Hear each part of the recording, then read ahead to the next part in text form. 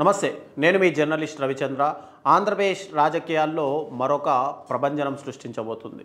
అదేంటంటే మనకు ముఖ్యంగా విజయవాడ అంటే అమ్మవారు దుర్గా గుడి మాత్రమే గుర్తుకొస్తుంటాయి. అలాంటిది గత 30 దశాబ్ద కాలంగా మనం చూసుకుంటే గనక అటు విజయవాడ అంటే ముఖ్యంగా వంగవీటి రంగానే గుర్తుకొస్తారు. అటు వంగవీటి రంగా రాజకీయ రంగ ప్రవేశం తర్వాత విజయవాడ రాజకీయాలన్నీ కూడా ఒక్కసారిగా మారిపోయాయి. కానీ ఎప్పుడైతే తెలుగుదేశం పార్టీ హయాంలోనూ అటు రంగా హత్య జరిగిందో రాష్ట్ర వ్యాప్తంగా ఒక దిగ్భ్రాంతికరమైన పరిస్థితులు చోటు చేసుకున్నాయి. ఆ తర్వాత ఆయన వారసులుగా రాజకీయాల్లోకి వస్తారనుకున్నటువంటి వంగవీటి రాధాకృష్ణ అటు రాజశేఖర్ రెడ్డి గారి ప్రోద్బలంతో కాంగ్రెస్ పార్టీలో చేరి తర్వాత మొట్టమొదటిసారి అత్యంత పిన్న వయసులోనే ఎమ్మెల్యేగా గెలుపొంది శాసనసభకైతే వెళ్ళారు. వైఎస్ఆర్ చనిపోయిన తర్వాత వైఎస్ఆర్ కాంగ్రెస్ పార్టీలో జగన్మోహన్ రెడ్డి గారి అధ్యక్షతన ఉన్నటువంటి పార్టీలో ఆయన చేరిపోయారు. అప్పుడు 2014 ఎన్నికల సమయంలో ఆయన టికెట్ ఇచ్చిన గెలవలేకపోయినటువంటి వంగవీటి రాధాకృష్ణకు పార్టీలో అత్యంత ప్రాచుర్యత అయితే లభించింది.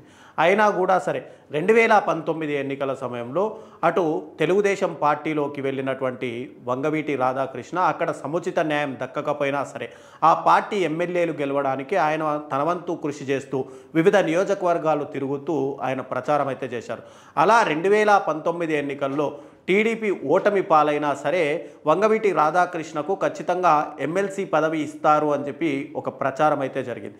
కానీ అధికారంలో లేకపోవడంతో ఆ ప్రచారం పూర్తిగా కనుమరుగైపోయింది. ఇక 2024 ఎన్నికలు జరిగి 18 నెలలు గడిచిపోయాయి.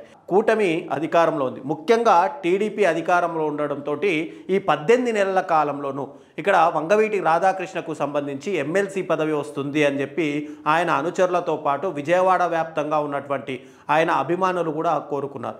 కానీ ఈ 18 నెలల కాలంలో అదిగో ఎమ్మెల్సీ ఇదిగో ఎమ్మెల్సీ అంటూ ఆయనకు కేవలం చెప్పడమే కానీ ఎక్కడా కూడా ఎమ్మెల్సీ పదవి అయితే రాలేదు. పూర్తిగా పార్టీలో అసలు వంగవీటి రాధాకృష్ణ ఉన్నారా లేదా అనే విషయం కూడా ఎవరికీ అర్థం కాని పరిస్థితి.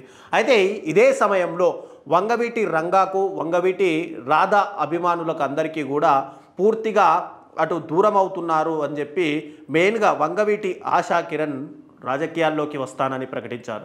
ఆవిడ రీసెంట్గానే అటు నేను త్వరలోనే రాజకీయాల్లోకి వస్తాను, ఏ పార్టీలో చేరుతాను అనేది తొందరలోనే నేను తెలుపుతానని కూడా ఆవిడ చెప్పడం, ఆ తర్వాత ఆవిడ ఖచ్చితంగా వైఎస్ఆర్ కాంగ్రెస్ పార్టీలోకి వెళ్తుంది అని చెప్పి విస్తృతంగా ప్రచారం జరిగింది.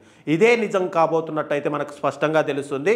వంగవీటి ఆశా కిరణ్ త్వరలోనే జగన్మోహన్ రెడ్డి గారిని కలవనున్నట్టు అటు వైఎస్ఆర్ కాంగ్రెస్ పార్టీలో సభ్యత్వం తీసుకోనున్నట్టు అయితే మనకు తెలుస్తుంది. ఒకవేళ అటు ఆశా కిరణ్ గనక వైఎస్ఆర్సీపీలోకి వస్తే గనక అటు విజయవాడ రాజకీయాలతో పాటు రాష్ట్ర రాజకీయాల్లో కూడా ఇదొక పెను సంచలనంగా మారే అవకాశాలు అయితే స్పష్టంగా కనిపిస్తున్నాయి.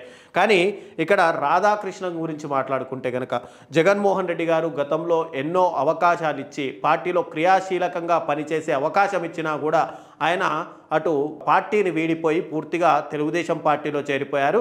కానీ ఆయన సహోదరిగా ఉన్నటువంటి ఆశా కిరణ్ మాత్రం త్వరలోనే వైఎస్ఆర్ కాంగ్రెస్ పార్టీలో చేరి విజయవాడలో క్రియాశీలకంగా మారే అవకాశాలు అయితే స్పష్టంగా కనిపిస్తున్నాయి. ఒకవేళ ఆవిడ వైఎస్ఆర్సీపీలోకి వెళ్తే గనక ఇక్కడ రాధాకృష్ణతో పాటు విజయవాడ టీడీపీ క్యాడర్కి కానీ అటు రాష్ట్ర వ్యాప్తంగా ఉన్నటువంటి క్యాడర్కి కానీ పూర్తిగా ఇదొక దెబ్బ పడే అవకాశాలు అయితే స్పష్టంగా కనిపిస్తున్నాయి.